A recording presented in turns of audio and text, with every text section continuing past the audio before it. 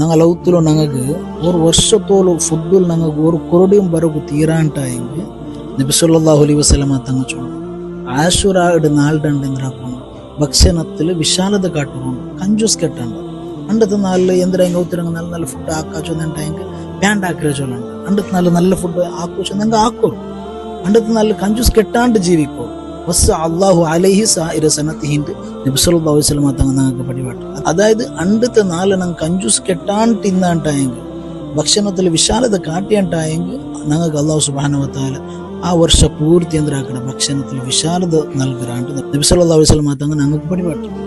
അപ്പൊ അതുകൊണ്ട് അണ്ടത്തെ നാല് കഞ്ചൂസ് കെട്ടാണ്ട് അവത്തിരങ്ങ് നല്ല ഫുഡ് ആക്കുക ചൊന്നുണ്ടായെങ്കിൽ നല്ല ഫുഡ് ആക്കുക. അപ്പൊ എന്തൊരു കേട്ടിട്ടുണ്ടെങ്കിൽ മുമ്പ് കൊടുക്കോറ അങ്ങനെ ഇഷ്ടത്തത് അർദ്ധത്ത അണ്ടത്തെ നാൾ നിങ്ങൾ എന്താക്കുന്ന കഞ്ചൂസ് കെട്ടാണ്. അതേപോലെ അണ്ടത്തെ നാൾ നോമ്പ് നോക്കിയുണ്ടായെങ്കിൽ ആശുറാട് നോമ്പ് അത് നോക്കിയുണ്ടായെങ്കിൽ ഞങ്ങളെ ഒരു വർഷത്തെ ദോഷം അള്ളാഹു തആല മാഫാക്കും. അതിൽ ഒരു നാൾ മൂന്നോളും നോമ്പ് സുന്നത്തുണ്ട്. അതായത് താശുആയുടെ നോമ്പ് അണ്ടും നോമ്പ് സുന്നത്തുണ്ട്. അതേപോലെ ആശുറയുടെ നോമ്പും സുന്നത്തുണ്ട്.